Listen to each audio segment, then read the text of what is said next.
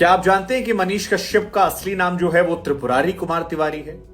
क्या आप इस बात को जानते हैं कि मनीष कश्यप के पिता भारतीय फौज में हैं, उदित कुमार तिवारी जी? क्या आप ये जानते हैं कि बिहार के पत्रकार सच तक चैनल यूट्यूब जो है उसके संपादक मनीष कश्यप विधायकी का चुनाव लड़ चुके हैं, निर्दलीय? क्या आप ये जानते हैं कि वो प्रधानमंत्री बनने का सपना देख रहे थे, विधायक बने थे? हमें लगा कि सुप्रीम कोर्ट में जब आज सुप्रीम सुनवाई के दौरान मनीष कश्यप को डांट पड़ी, यह कहा गया कि आप फेक वीडियोस बनाते हैं, हम आपकी सुनवाई भी नहीं करेंगे।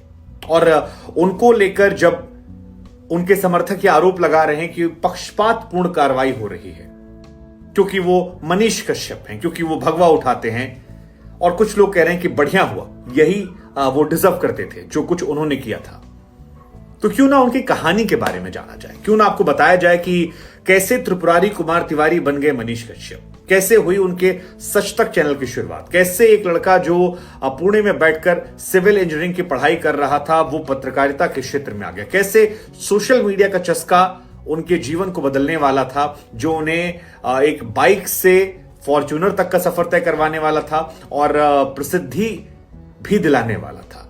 अर्श से फर्श और फर्श से अर्श, पूरी कहानी। सबसे पहले मनीष कश्यप के बारे में आपको बताते हैं। बिहार के पश्चिमी चंपारण के महनवा गांव है जहां पर मनीष कश्यप का जन्म हुआ। इनका जो असली नाम है वो है त्रिपुरारी कुमार तिवारी, और स्कूल में इनका नाम त्रिपुरारी और घर में इनका नाम जो था वो मनीष ये इस्तेमाल करते थे। जितनी जानकारी मिली है उसके हिसाब से कश्यप जो है वो एक्चुअली इनका गोत्र है। जैसे मैं अपना बताऊं तो मेरा शुभांकर वशिष्ठ मेरा गोत्र पड़ता है, तो मैं चाहूं तो उस नाम का इस्तेमाल कर लूं, हिंदुओं में कई लोग करते हैं। लेकिन इनके स्कूल का नाम त्रिपुरारी था, घर का नाम मनीष था, और कश्यप इनके गोत्र है जिसको लगाकर इन्होंने अपने आप को मनीष कश्यप बना लिया। लेकिन इनकी जो मार्कशीट है, जो ऑफिशियल कागजात हैं, उसमें अभी भी इनका नाम त्रिपुरारी कुमार तिवारी है। अब 2020 में विधानसभा के जो हलफनामा उन्होंने दिया था उसमें इन्होंने ये सारी बातें बताई थी कि इनका नाम त्रिपुरारी कुमार तिवारी है, और जब ये चुनाव लड़े थे, निर्दलीय चुनाव लड़ा था।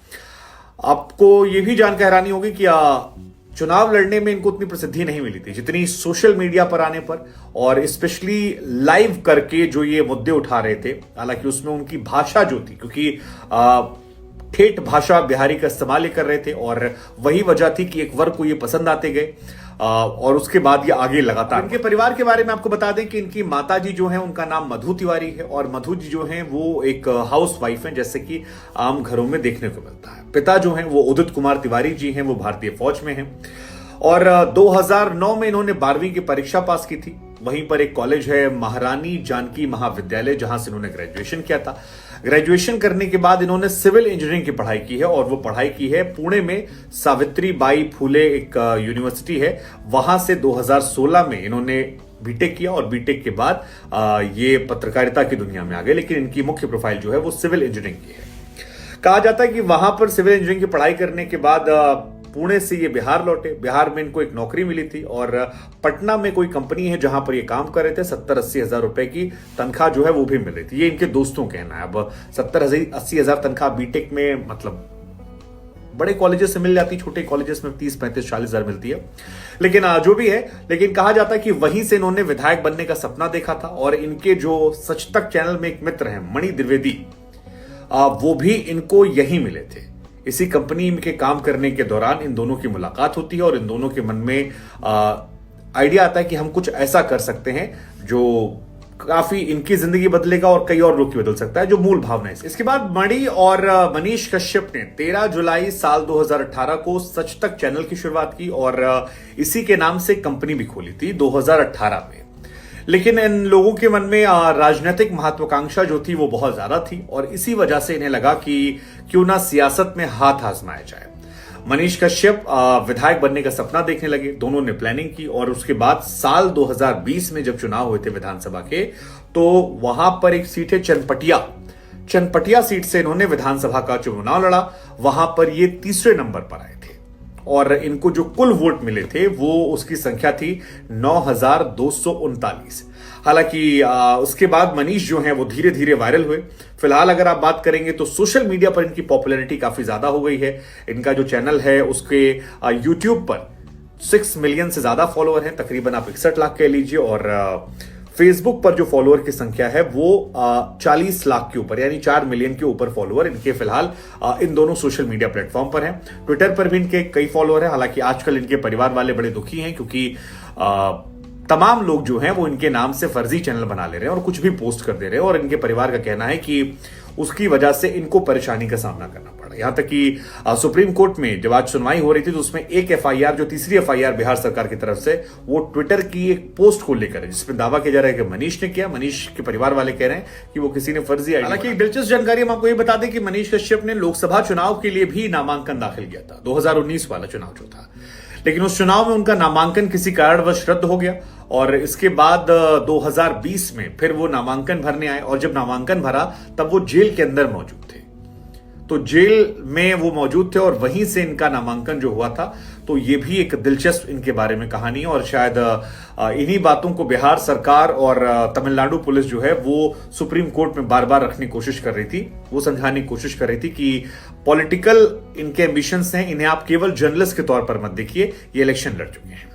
लेकिन इंजीनियरिंग, फिर जर्नलिज्म और पॉलिटिशियन बनना, और इसके बाद जेल जाना, ये सफर कैसे रहा, ये बड़ा दिलचस्प है। तो इसको लेकर जो जानकारी मिलकर आती है उसके मुताबिक इंजीनियरिंग के दौरान इन्होंने पुणे में एक बुलेट बाइक खरीद ली थी, और उसका बड़ा शौक था, और बुलेट से ही ये पुणे से गाड़ी चलाते पहुंचे। लेकिन कंस्ट्रक्शन कंपनी में नौकरी के दौरान मनीष कश्यप को सोशल मीडिया पर लाइव करने का शौक चढ़ा था, और अगर कोई परेशानी दिख रही है तो फेसबुक पर लाइव करके दिखा देना, या कहीं और यूट्यूब पर लाइव करके दिखा देना, वो इनका शौक चढ़ा। और कहा जाता है कि जब ये गांव जाते थे तो मान लीजिए कोई परेशानी हुई तो उसे सोशल मीडिया पर लाइव करके डाल दिया, ट्विटर पर डाल दिया। ये इनकी शुरुआत थी। अब क्योंकि मन में पॉलिटिशियन बनने का सपना था, सोशल मीडिया की समझ थी, तो दोनों का जो कॉकटेल था वो इनके लिए काफी ज्यादा फायदेमंद रहा, और वहीं से ये हिट हुआ। हालांकि हिट तो हो रहे थे, लेकिन मामला जो है यहीं से खराब भी हो रहा था। एक बैटरी कंपनी है पटना में, जिसके दफ्तर पहुंचकर मनीष कश्यप ने काफी हंगामा किया था, कहा था तुमको रेल देंगे, और कई सारे शब्दों का इस्तेमाल किया था, जिसका वीडियो सोशल मीडिया पर काफी वायरल हो गया था। ये हिट वहीं से हुए थे। कहा जाता उस वीडियो में थोड़े गाली गलौज के शब्द के थे, और लाइव वीडियो शेयर किया, तोड़फोड़ हुई, मुकदमा दर्ज हुआ, वीडियो काफी ज्यादा वायरल हुआ। फिर निजी कंपनी की सर्विस से लेकर उस दौरान मुख्यमंत्री और सरकार को लेकर कई सारे गंभीर सवाल वहां खड़े हो गए थे। वीडियो खूब वायरल हुआ, लेकिन जो वो कंपनी थी उसने इनके ऊपर मुकदमा ठोक दिया। तो लोगों के बीच में पॉपुलैरिटी तो आ गई, लेकिन वो मुकदमों की शुरुआत जो है वो भी वहीं से हो जाती है। और मनीष कश्यप को हालांकि इस वायरल वीडियो में काफी संभावनाएं दिखी, केस उससे वो डरे नहीं, और कंपनी के अकाउंटेंट मणि द्विवेदी के साथ मिलकर सच तक यूट्यूब चैनल जो है इन्होंने उसके बाद शुरुआत रही, और जबरदस्त तरीके से इनका मामला जो है चलता रहा। तो आपने हमको बताया था कि 2018 में इन लोगों ने मिलकर सच तक चैनल बनाया था, और सच न्यूज के नाम से एक कंपनी थी जिसकी शुरुआत हुई थी। लेकिन जो पहला इनका वीडियो हिट हुआ था वो यही वाला वीडियो था, पटना में बैटरी कंपनी वाला, और ठेठ बिहारी अंदाज में इन्होंने उसमें अपना बात रखी और कई सारे शब्दों का इस्तेमाल किया, और लोगों को बड़ा पसंद आया कि यार एक देसी आदमी है जो बड़े बिंदास तरीके से सारी बात रखता है, डरता नहीं है और बेबाकी से रखता है। और ये इसके बाद मनीष कश्यप ने ऐसे बहुत सारे वीडियोस बनाए, जैसे कि सड़क को लेकर हुए, नाले को लेकर हुए, सड़क नाला को लेकर हुए, ठेठ बिहारी अंदाज में सरकार पर तीखे सवाल बोलते हुए, और ये वीडियो सोशल मीडिया पर छाने लगे। कहा जाता है कि प्रसिद्धि जो है वहीं से आने लगी, इंटरनेट पर लोग इसे शेयर करने लगे, फेसबुक और बाकी प्लेटफॉर्म पर। तो वैसे भी जो रॉ वीडियोस होते हैं जिसमें एकदम ठेठ ओरिजिनलिटी आती है उसको शेयर करते और इनके वीडियोस आने लगे। इसके बाद ये मुंबई भी गए थे, शाहरुख खान के घर मन्नत के बाहर भी इन्होंने एक वीडियो बनाया था, वो हुआ। इसके बाद सोनू सूद से इनकी मुलाकात हुई। सोनू सूद ने हाल फिलहाल में इनको लेकर एक समर्थन वाला ट्वीट भी किया था। सोनू सूद के साथ कई जगह पर प्रोग्राम में नजर आए, काफी ज्यादा वीडियोस जो उनके साथ आए और पॉपुलैरिटी बढ़ रही थी। तेजस्वी के साथ इनके वीडियोस आए, राजनाथ सिंह के साथ इनके वीडियोस आए, कई और बड़े जो लोग हैं उनके साथ आए। बिहार में जो शिक्षा मंत्री अभी चंद्रशेखर है उनका इंटरव्यू उन्होंने किया। तो कुल मिलाकर अलग अलग जगहों पर जो ट्रेंड कर रहा था उसमें जाकर ये लाइव बात करते थे और अपने अंदाज में, और इनका अंदाज पसंद आने लगा। फिर अभी बाबा बागेश्वर वाले विषय में काफी वीडियोस वायरल हुए थे। हालांकि वीडियोस में तीखापन जो था वो एक वर्ग को पसंद आ रहा था, तो पैरेलली उतने ही दुश्मन और उतने ही लोग इनसे नफरत करने वाले तैयार हुए थे। जैसे गांधी जी का वीडियो हुआ, एक संविधान वाला वीडियो बहुत वायरल हो रहा है इनका, और मुसलमानों को लेकर कई सारे वीडियोस हैं। तो जो वो तीखा अंदाज था वो एक वर्ग को लुभा रहा था, तो एक तरफ इनको लेकर नफरत पैदा हो रही थी और उस वक्त तो नहीं पता लगा, लेकिन अब उसका नतीजा जो है वो सोशल मीडिया, सरकार, सिस्टम में इनको लेकर मनीष कश्यप का एक वीडियो खान सर के साथ भी आया था, वो भी काफी वायरल हुआ था। लेकिन इस बीच में मुकदमों की बौछार जो है वो बहुत ज्यादा बढ़ गई। अंदाज पसंद आ रहा था लेकिन मुकदमे बढ़ रहे थे। ये जो तमिलनाडु वाली घटना हुई है, इससे पहले आपको जानकर हैरानी होगी कि बिहार में अब तक कुल मिलाकर शायद 11 से अधिक मामले दर्ज हैं, और तमिलनाडु वाली घटना के पहले ही इनके ऊपर 7 मुकदमा दर्ज था। 6 मुकदमों में इनको जमानत मिली थी। 2019 में मनीष कश्यप 2 बार गिरफ्तार हुए थे, और ये काफी कुछ बताने के लिए काफी, इसी वजह से कपिल सिब्बल कई बार सुप्रीम कोर्ट में कह रहे थे कि व्यक्ति जो है वो आदतन अपराधी है। पश्चिमी चंपारण जिले में ये गए थे और बेतिया स्थित महारानी जानकी कुंवर अस्पताल में एडवर्ड सप्तम की एक मूर्ति लगी थी, उस मूर्ति को उन्होंने तोड़ दिया था। उसको लेकर एक मामला इन पर हुआ। इस घटना का वीडियो जो था वो भी इन्हीं लोगों ने वायरल किया था। इसके बाद पुलवामा हमले में एक लहासा मार्केट है, वहां पर कुछ कश्मीरी दुकानदार थे, उनकी पिटाई का मामला जो था वो काफी ज्यादा था। तो आप इन्हें राइट विंग का एक नेशनलिस्ट इंसान कह सकते हैं, जो हिंदू धर्म की बात करने वाले जो लोग होते हैं उनमें इन्होंने अपना बढ़ाया, लेकिन तीव्रता ज्यादा थी और क्योंकि सरकार दूसरी थी तो मामले बढ़ते लगातार चले गए। इसके बाद पुलिस ने इनके 3 दोस्तों को पकड़ा, काफी मामला बढ़ा। विधानसभा जब चुनाव ये भर रहे थे, पर्चा हलफनामा, तो उसमें भी इन्होंने अपने जो मुकदमे इनके ऊपर हैं उन सब का जिक्र किया था। इनके दोस्त कहते हैं कि इनके अंदर राजनीतिक तमन्ना इतनी है कि प्रधानमंत्री बनने का इनकी तमन्ना है। हालांकि प्रसिद्धि के साथ साथ विवाद, आरोप, मुकदमे ये भी बढ़ रहे थे। एक और मामला जो मनीष कश्यप को काफी प्रसिद्धि दे गया था वो था अयांश का मामला। पटना में एक लड़का जो गंभीर बीमारी से जूझ रहा था, उसको लेकर क्राउड फंडिंग होती है, और कहा जाता है कि उस मामले में मनीष कश्यप के खूब फॉलोअर बढ़े थे, जबरदस्त फॉलोअर बढ़े थे। हालांकि बाद में मनीष इस मामले से अलग हो गए थे। क्यों अलग हुए इस बात को मनीष ने खुलासा नहीं किया, और इन पर कई तरह के आरोप लगे। अयांश के परिवार वालों को भी जानकारी नहीं दी गई। उसके बाद कई लोगों ने आरोप लगाया कि जो इनका चैनल है सच तक, उसमें काफी ज्यादा मुनाफा हुआ था। कितने सही कितने गलत, लेकिन ये एक मामला इनके खिलाफ जाता हुआ नजर आता है। दूसरा मामला जो है वो सच तक को लेकर है कि बेतिया क्षेत्र के लगभग 10 लड़कों को शुरुआत में 10-10 हजार रुपया लेकर जोड़ा गया था, और कहा जाता है कि वहीं से चैनल की शुरुआत हुई थी। लेकिन बाद में चैनल जब बड़ा हुआ तो सभी लोग गायब हो गए और फाउंडेशन में केवल 2-3 बचे, जिसमें एक तो मनीष है और दूसरा नाम जो है वो मणि का है, मणि द्विवेदी, जो कहा जाता है कि इनको पूरा मैनेजमेंट सिखाया। अब इन पर उगाही के कई सारे आरोप जो है वो आज कोर्ट में बात हो रही थी कि कोर्ट में लगाए गए हैं कि उगाही मामला था।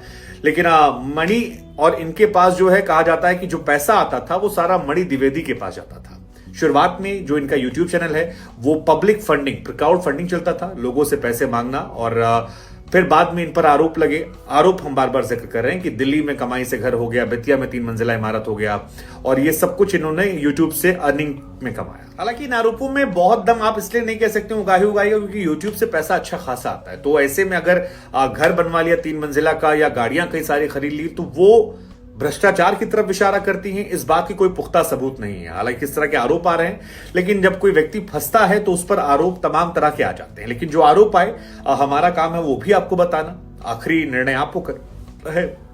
किसी व्यक्ति के बारे में बता रहे हैं तो इन लोग पर आरोप ये लगता है कि कहां एक बुलेट से लोग चलते थे, फिर फॉर्च्यूनर इन लोगों ने खरीद ली, यूट्यूब से सारा पैसा जो गया इधर गया, कई सारी गाड़ियां इन्होंने खरीदी, मणि ने भी गाड़ियां खरीद ली थी। और इसी को लेकर बिहार सरकार जो है वो कहती है कि कोचिंग सेंटर से लोगों ने बड़ी उगाही की है। लेकिन इस मामले में कोई ऐसा अब तक प्रूफ नहीं आया है। लेकिन इन लोग की किस्मत अच्छी चल रही थी, वीडियोस बहुत वायरल हो रहे थे। लेकिन वो एक वीडियो जो आया जिसे पटना में शूट करने का कहा गया, और कहा जाता है कि तमिलनाडु के मजदूरों का बताकर बिहार में शूट किया गया, बाद में मजदूर पकड़े गए, और उसके बाद तेजस्वी यादव को लेकर जिस तरह से उन्होंने तल्ख रुख अपनाया कि मैं चारा चोर का बेटा नहीं हूं, उसने इनके खिलाफ सरकार को कर दिया। ठोस सबूत मिल गया वीडियो को लेकर, और उसके बाद धाराएं जो है वो गंभीर हो गई। और अब सुप्रीम कोर्ट में इन पर एनएसए ना हटाना और इनके खिलाफ मामला बने रहने देना और कहना कि हाईकोर्ट जाओ, ये इनके लिए परेशानी वाला सबब जो है वो बन गया है। मनीष कब रिहा होंगे पता नहीं, मनीष का क्या होगा पता नहीं, लेकिन कई लोगों का मानना है कि मनीष कश्यप का पॉलिटिकल करियर जो है वो अच्छा हो जाएगा। इस घटना के बाद वो राइट विंग के एक बड़े नेता के तौर पर निकल आएंगे। बहुत सारे लोगों का यह मानना है कि पॉलिटिक्स में अगर ये आएंगे तो जो इन्होंने इस बीच में कमाया है, जेल जाकर जितनी सिंपैथी मिली है, राइट विंग का जितना सहयोग मिला है, वो सारा चला जाएगा। कुछ लोगों का मानना है कि ये नफरत फैलाने वाले हैं, तो इनका भविष्य बहुत नहीं है। सरकार